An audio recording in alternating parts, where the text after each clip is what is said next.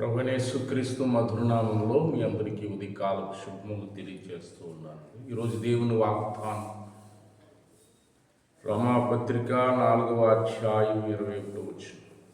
ఆయన వాగ్దానం చేసిన దాన్ని నెరవేర్చుటకు సమర్థుడని రూఢిగా విశ్వాసం వలన బలము నొందెను.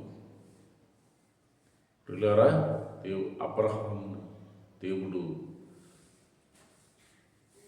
అన్యజనుల కుటుంబంలోంచి విగ్రహారాధనలోంచి దేవుడు ప్రత్యేకపరిచి అబ్రహాము దేవుడు పిలిచి ఆదికాండం 12వ అధ్యాయం 1వ వచనంలో మనం అబ్రహాం యొక్క పిలుపును మనం చూస్తాం.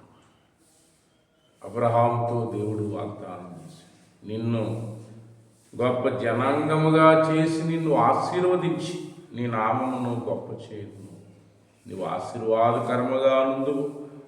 నిన్ను ఆశీర్వదించి వారిని ఆశీర్వదించుదును. భూమి యొక్క సమస్త వంశమును నీ యందు ఆశీర్వదించబడినని అబ్రహాంతో దేవుడు వాగ్దానం చేసి, పిల్లరా, దేవుడు అబ్రహాం పిలిచినప్పుడు అబ్రహాం దేవుని యొక్క స్వరాన్ని విని విశ్వసించి ఆ మాటలు ఆ విధంగా విశ్వాసం జీవించడం అబ్రహాం సంతానాన్ని దేవుడు ఆశీర్వదించి విస్తరింప చేసి దీవించినట్లుగా చూస్తాం.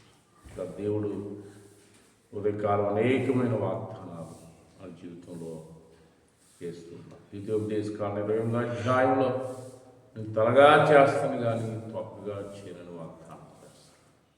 వాగ్దానం చేసిన దేవుడు నమ్మదగిన వాడు. ఎలాగైతే అబ్రహాము వంశం కుటుంబం ఆశీర్వదించబడిందో అలాగే దేవుడు ఉదయకాలం నీ సంతానమును దేవుడు ఆశీర్వదించి వాడే ఉన్నాడు. దేవుడు కొద్ది మాట దీవించుడుగా. పరిశుద్ధుడైన తండ్రి, నీకు వందనాలు. ఉదయకాలం ఈ ప్రార్థన ఎక్కివిస్తున్నటువంటి ప్రతి కుటుంబాలని నేను వారి సంతానమును మీరు ఆశీర్వదించండి. అబ్రహాము వాగ్దానం చేసిన దేవుడు నాయన నమ్మదగిన వాడిని రూఢిగా విశ్వాసం నుంచి బలం పొంది ఆశీర్వదించుకున్నట్లుగా తండ్రి, అలాగే ప్రార్థన ఇప్పిస్తున్న వారందరూ కుటుంబాలను వారి బిడ్డలను దీవించండి, ఆశీర్వించండి. ఉదయకాలం స్కూల్కి కాలేజీకి పనిపాట్లకు వెళ్తున్న బిడ్డలకు తోడే ఉండి నాయన నీ హస్తం వారిని తోడు ఉంచండి, బలపరచండి. అనారోగ్యంతో ఉన్న వారిని స్వస్థపరచండి. నీ పరలోకపు దీవునితో ప్రభు బిడ్డలందరినీ ఆశీర్వదించండి. యేసు నామమున ప్రార్థన చేసి వేడుకుంటున్నాను మా ప్రభు. My god bless you.